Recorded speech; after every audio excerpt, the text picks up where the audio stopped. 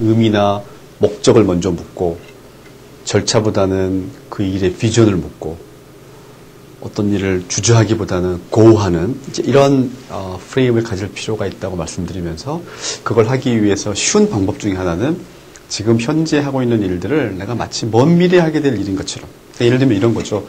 여러분들이 개인적인 필요에 의해서든 혹은 회사의 권유에 의해서든 이 강의를 들으실 텐데, 내가 예를 들면 10년 후에 이런 강의를 듣는다면 어떤 자세로 들을까? 내가 10년 후에 이런 인터넷 강의를 듣는다면 어떻게 들을까라고 생각해 보면 훨씬 더 여러분 마음속에서 잘 들어야 되겠다, 뭔가를 많이 가져가야 되겠다, 이런 생각을 하시게 될 겁니다. 대학생들도 마찬가지입니다. 대학생들이 그 수강 신청을 할 때 보면요, 되게 이제 무슨 쉬운 강의, 학점이 좋은 강의를 찾아서 듣는 학생들이 있습니다. 이 학생들에게 질문하는 거죠. 10년 후에 대학을 다시 다닌다고 생각해 보면 어떤 과목들을 듣겠느냐? 그러면 어렵지만 도움이 많이 되는 강의를 듣겠다고 얘기를 합니다.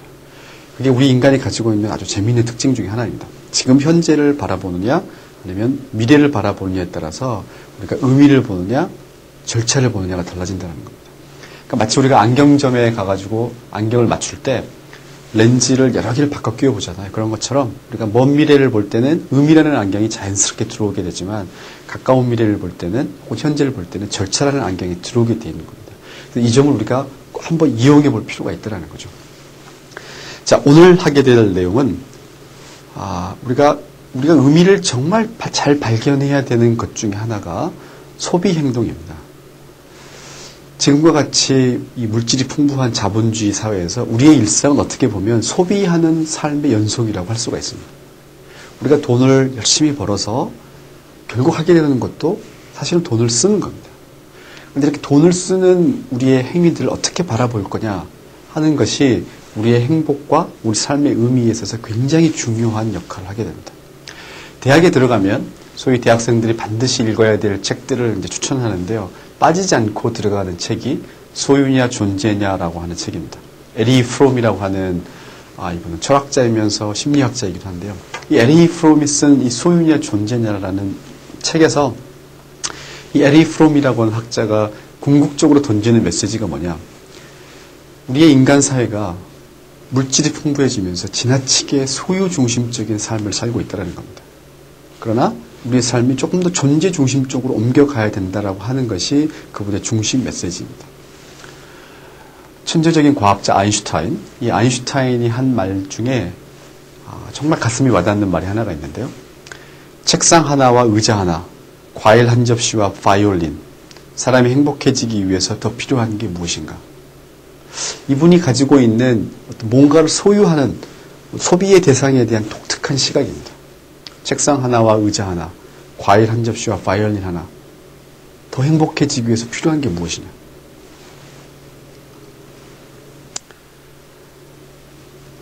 아마 여기 강의를 들으시는 분들 중에 많은 분들이 작년 가을이죠. 이 미국 카네기 멜론 대학의 컴퓨터공학과 교수로 있는 이 랜디 파우시 교수의 마지막 강의, 라스트 렉처에 대한 얘기를 아마 들어보신 분이 계실 겁니다. 이 카네기 멜론 대학에 가면 라스트 렉처라고 하는 아주 독특한 강의 시리즈가 있습니다. 이 라스트 렉처는 무슨 내용이냐면 그 대학에 있는 교수들을 그러니까 전공에 상관없이 한 번씩 초대를 하는데 이분들에게 자기가 이제 평생 마지막으로 강의한다 라고 상상하게 하고 학생들에게 들려주고 싶은 내용을 강의하는 겁니다. 그러니까 이 강의에서는 자신의 무슨 전공 지식, 전문적인 연구를 소개하는 게 아니죠. 자기가 정말 마지막으로 이 학생들에게 들려주고 싶은 내용을 얘기하기 때문에 굉장히 개인적인 얘기가 많이 들어갈 수밖에 없는 그런 강의입니다. 근데 작년 2007년 가을에 이 랜디 파우시 교수가 이 라스트 렉처에서 강의를 하게 되었습니다. 그런데 다른 분들은 이 라스트 렉처, 마지막 강의가 상상 속에서의 마지막 강의였는데 이 랜디 파우시 교수는 글자 그대로 이분 자신에게 마지막 강의가 되었습니다. 왜냐하면 이분이 췌장암으로 투병 중에 있었는데 치료를 거듭했지만 별로 효과가 없어서 이제 의사가 일종의 사망 선고를 이 랜디 파우시 교수에게 내린 겁니다. 당신이 이제 생명이 몇 달 남지 않았다. 그래서 더 이상 연구와 교육을 할 수 없었기 때문에 학교에 사직서를 내게 됩니다.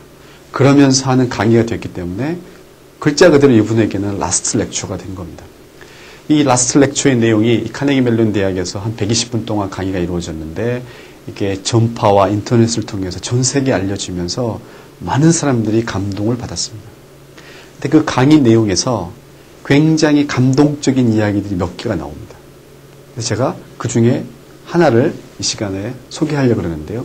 그분이 죽음을 앞두고 있는 그 젊은 교수였는데 그분의 그 강의를 듣게 되면 저분은 정말 잘 산다. 잘 살고 있다. 나도 저렇게 잘 살고 싶다라는 아주 강력한 우리가 도전을 받게 되는데 이분이 그 강의에서 무슨 내용을 하냐면요. 이 미국 사람들에게 있어서 차라고 하는 게 굉장히 중요합니다. 뭐 우리에게도 당연히 중요하지만 특히나 첫 차를 내가 샀다. 처음으로 내 차를 가지게 됐다라는 게 굉장히 큰 의미가 있는데 이 랜디 파우시 교수가 처음으로 자기 차를 사게 됐을 때의 이야기입니다. 근데 처음 차인데 그 차가 아주 고급 이 오픈 컨버터블 차였습니다. 자기가 자기 누나가 있는데 이제 결혼해서 아이가 2명이 있는데 한 달에 한 번씩 이 어린 조카 2명을 데리고 여행을 떠납니다. 그러면 자기 누나와 그 남편이 그 주말 저녁을 잘 보낼 수 있기 때문에 그래서 자기가 첫 차를 사가지고 누나 집에 가가지고 어린 조카들을 태웁니다. 그랬더니 자기 누나가 그 어린 조카 2명에게 주의를 주는 거죠. 이거 랜디 삼촌의 첫 번째 차니까 더럽히면 안 된다. 조심해야 된다라고 막 아이들에게 주의를 주고 있는데 갑자기 그 2명의 어린 조카가 막 깔깔깔 웃어대면서 배꼽을 잡습니다. 왜 그랬나 봤더니 자기 엄마죠. 그 누나가 아이들에게 주의를 주고 있는데 그 뒤로 가서 이 랜디 파우시 교수가 음료수 캔을 따가지고 누나의 어깨 너머로 해서 자기 자동차 뒷차석에 자기 일부러 따라 붙습니다. 지금 그 누나는 새 차니까 조심해야 된다라고 자기 아이들에게 얘기를 하고 있는데 차 주인은 일부러 음료수 캔을 따서 거기다 붓고 있는 겁니다.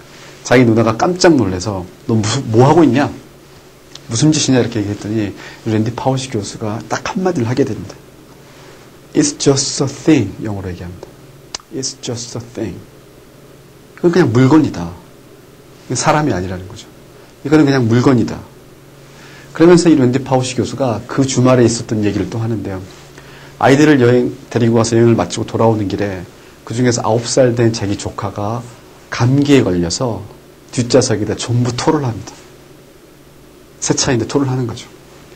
랜디 파우시 교수가 뭐라고 얘기하냐. 나한테 중요한 것은 아무리 비싼 차지만 이 차를 깨끗하게 유지하는 것보다는 내 9살 먹은 조카가 감기에 걸려서 토를 하고 나서 죄책감을 갖지 않는 것. 그것이 나에게는 무엇보다도 소중하다. 라고 얘기를 합니다. 그 강의를 듣고 있던 많은 사람들이 그 사람의 얘기에서 감동을 받습니다. 이 랜디 파우시 교수가 얘기하는 건 뭐냐. 물건이라고 하는 것, 우리가 돈을 주고 사는 물건이라고 하는 것은 글자 그대로 It's just a thing. 그냥 이건 물건이라는 거죠. 많은 사람들이 무슨 고급 명품을 소유하는 것에서 큰 즐거움을 얻어내려고 하지만 결국 그런 것들은 그냥 하나의 물건에 지나지 않는다는 겁니다. 이 랜디 파우시 교수의 동영상에서 또 하나의 감동적인 이야기를 우리가 발견할 수가 있는데요. 기회가 되시면 이 랜디 파우시 교수의 동영상을 한번 인터넷에서 구해서 한번 보시기 바랍니다. 이분이 이제 컴퓨터 공학과에서 일을 하면서 굉장히 연구를 열심히 했습니다. 그러니까 자기 밑에 15명의 조교가 있었는데 낮과 밤을 가리지 않고 열심히 다들 연구를 했습니다. 그 결과로 이 랜디 파우시 교수가 카네기 멜론 대학에서 정년 보장, 영어로 하면 테뉴어라는 걸 받게 됩니다. 이 미국 대학 사회에서 테뉴어를 받느냐 못 받느냐라고 하는 것은 굉장히 중요한 의미를 가지고 있습니다. 이분이 그래서 드디어 이제 테뉴어를 받게 된 거죠. 너무 기쁘고 너무 고마워서 이 사람이 자기 자비를 들여서 이 15명의 대학원생들을 데리고 디즈니 월드에 여행을 갑니다. 미국의 비행기표는, 국내 비행기표는 국제선보다 더 비쌀 정도로 굉장히 비쌉니다. 그러니까 15명의 학생들이니까 그걸 전부 자비로 했다는 것은 굉장히 많은 돈을 썼다는 것을 의미하죠. 비행기표에다가 호텔에다가 그 디즈니 월드 안에 가서 입장권이라든지. 그리고 여행을 다녀옵니다. 이 교수가 이제 그 얘기를 하니까 동료 교수가 너 미쳤냐 이라고 얘기하면서 너 어떻게 그럴 수 있느냐라고 얘기를 합니다. 그때 랜디 파우시 교수가 그 마지막 강의에서 감동적으로 다음과 같은 말을 합니다. 어떻게 안 그럴 수가 있느냐. 이 15명의 젊은 학생들이 내 연구를 위해서, 본인들의 연구를 위해서 밤낮 가리지 않고 잠을 추적하면서 열심히 연구를 해서 내 직업을 세상에서 가장 행복한 직업으로 나에게 주었는데 내가 어떻게 안 그럴 수 있느냐라고 얘기를 합니다. 돈이라고 하는 게 어떤 의미가 있는 거냐. 이렇게 나를 위해서 열심히 한 사람들을 위해서 쓰라는 데 의미가 있는 것이 어떻게 안 그럴 수 있느냐라고 이 사람이 반문을 하게 됩니다. 이 랜디 파우시 교수가 보여주는 돈, 물건에 대한 독특한 시각입니다. 그런데 이 랜디 파우시 교수의 프레임과는 다른 프레임을 우리가 쉽게 얘기하면 물질주의 프레임이라고 얘기할 수가 있습니다. 물건을 소유하는 것 자체, 명품을 소위 갖는 것 자체를 통해서 큰 즐거움을 갖는 이런 관점을 우리가 물질주의라고 부르는데요.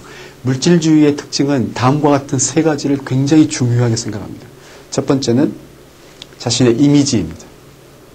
내가 이 물건을 가짐으로 인해서 다른 사람들에게 보여주는 이미지, 내 외모를 잘 가꿈으로 말미암아 다른 사람들에게 심어주는 이미지, 이 이미지를 굉장히 중요하게 생각한다는 특징이 있습니다. 두 번째는 뭐냐? 자신의 명성을 중요하게 생각하는 거죠. 다른 사람이 나를 어떻게 생각하는지, 내가 어떤 권력을 가져서 다른 사람들에게 어떤 이름을 날리는지, 평판을 어떻게 낼 것인지와 같은 이 명예를 굉장히 중요시한다는 특징이 있습니다.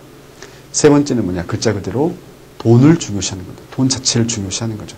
이 세 가지 관점에서 자신의 소비, 세상을 바라볼 때 이런 걸 우리가 물질주의가 가득한 프레임이라고 얘기할 수 있고, 랜디 파우시 교수가 가지고 있었던 그런 프레임은 어떤 걸 소유하려는 프레임이 아니라 그걸 통해서 뭔가를 체험하는 거죠. 자동차라고 하는 것은 그렇죠? 같이 사랑하는 사람들과 여행하는 데 필요한 도구일 뿐이다. 돈은 내가 사랑하는 사람들, 나를 위해서 열심히 일해준 사람들과 뭔가를 나누기 위해서 있는 것이다라고 하는 관점이기 때문에 이런 프레임을 우리가 체험의 관점 혹은 경험의 프레임이라고 부를 수가 있습니다. 개인들이 얼마나 물질주의적인 프레임을 강하게 가지고 있는지를 재는 척도들이 있습니다. 그런 도구들이 있는데 여기서 다시 자세하게 제가 소개할 필요는 없을 것 같은데요. 몇 가지 문항들을 제가 소개하면 이렇습니다. 나는 사회적으로 굉장히 지위가 있는 직업을 갖는 게 중요하다. 경제적으로 성공하는 게 나는 굉장히 중요하다. 고가의 명품들을 가지고 있는 게 나는 굉장히 중요하다. 이런 문장들에 대해서 동의를 많이 할수록 뿐만 아니라 나는 세상에 많이 알려지는 게 중요하다. 나는 유명해지는 게 중요하다. 나는 다른 사람들이 나를 우러러보는 게 중요하다. 이런 문장들에 동의할수록 마지막으로 나는 내가 나이 들어가고 있는 어떤 신체적인 사인들을 안 보여주고 싶다. 나는 요즘 유행하는 머리 스타일이나 옷에 관심이 많다. 이런 문장들에 동의할수록 물질주의적인 프레임이 강한 사람이라고 할 수가 있습니다. 그런데 이런 물질주의적인 태도가 강한 사람들 또는 그런 프레임을 가지고 있다는 게 왜 안 좋은 거냐? 우리가 이걸 왜 피해야 되느냐? 첫 번째는 뭐냐면 인간이 가지고 있는 아주 소중한 특징 중에 하나가 뭐냐면 인간은 성숙하고 싶다. 성장에 대한 욕구가 있습니다. 이걸 갖다가 우리는 자아실현이라고 부르죠. 그런데 물질주의적인 프레임이 강할수록 이 자아실현의 욕구가 굉장히 낮습니다. 성장하는 것, 그리고 어떤 것에서 의미를 발견하는 것에 대해서 이 물질주의적인 프레임은 관심을 갖지 않게 만듭니다. 또 하나, 우리가 정말 내가 행복하게 잘 살고 있다라고 느낄 때 우리가 어떤 걸 경험하냐면 살아있다라고 하는 게 이렇게 좋은 거구나. 영어로 이 영어 표현이 굉장히 좋기 때문에 제가 한번 해보겠습니다. Wonderful feeling of being alive. 살아있다라고 하는 것이 주는 이 기가 막힌 기분. 내가 열심히 살고 있고, 그렇죠? 뭔가를 추구하고 있고, 그래서 내가 살아있다라는 것이 주는 이 생동감.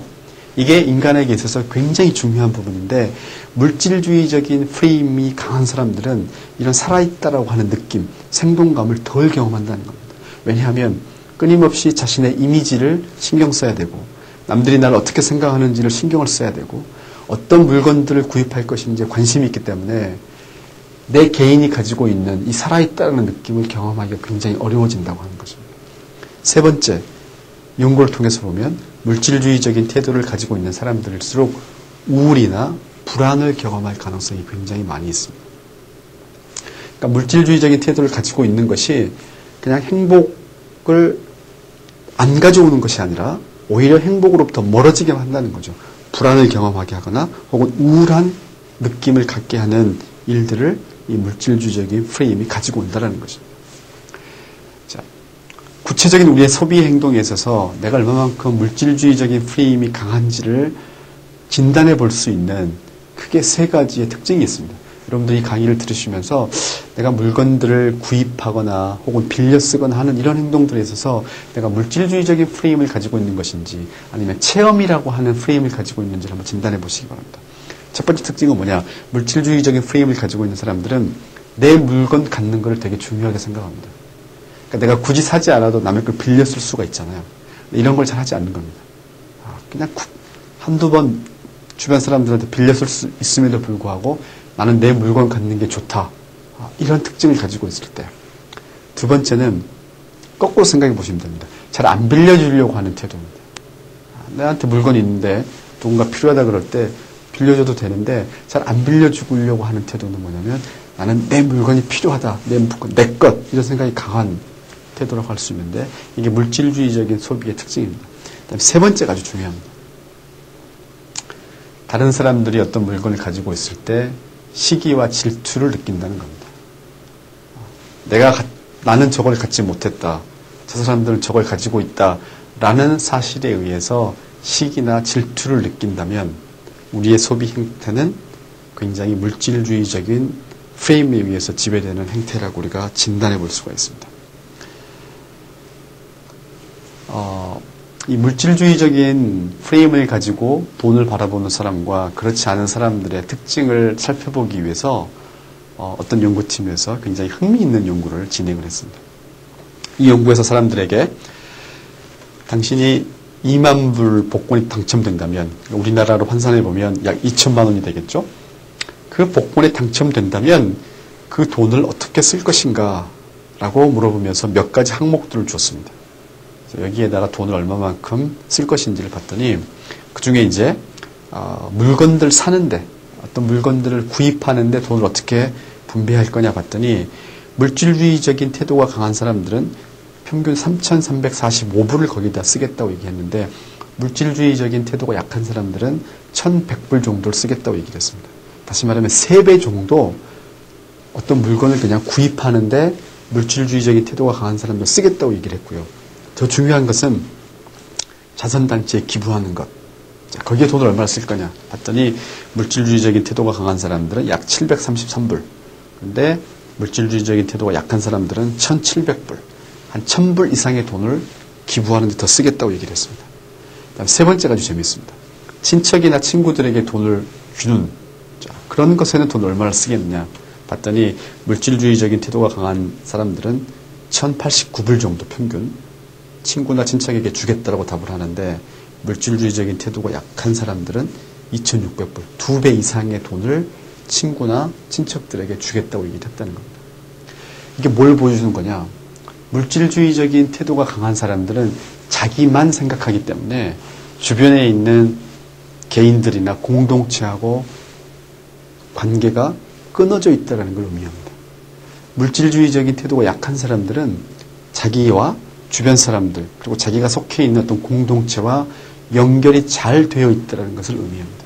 그런데 우리의 행복이라고 하는 것은 관계 속에서 나온다고 할 수가 있습니다. 얼마나 관계를 잘 맺고 있느냐에 의해서 우리의 행복이 결정되는데 물질주의적인 태도가 낮은 사람들일수록 그런 관계를 잘 맺고 있고 물질주의적인 태도가 강한 사람들일수록 주변 사람들과의 관계가 단절되어 있다는 것이죠.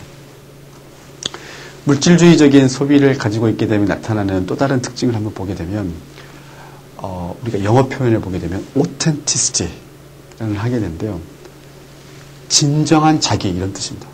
그러니까 내가 다른 사람들이 원해서 어떤 일을 하거나 이 사회가 요구하는 일들을 하는 게 아니라 내 안에서 정말 내가 원하는 것들을 하고 있을 때 영어로 authentic self, 진정한 자기를 내가 경험한다라고 우리가 얘기할 수가 있습니다. 그리고 그런 사람들은 자유가 있는 거죠.